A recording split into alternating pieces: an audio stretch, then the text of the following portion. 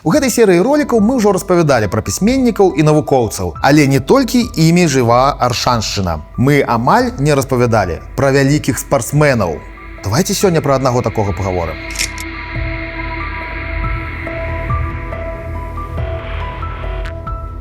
26 студзеня 1934 года у нашым горадзе нарадзіўся, здаецца, найвялікшы валейбаліст свету Георгій Манзалеўскі. Чаму найвялікшы? Ну, давайте просто пералічым ягоныя перамогі.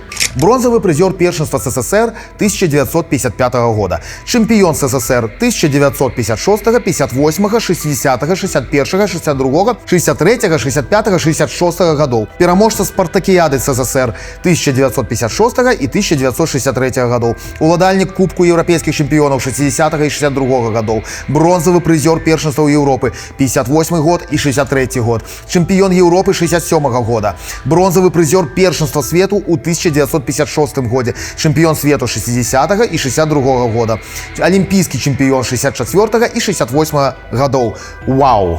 Што праўда, у нашым горадзе Георгій толькі нарадзіўся. Яшчэ маленькім яго сям'я пераязджае ў Адэсу і валейболам хлопчык пачне займацца там.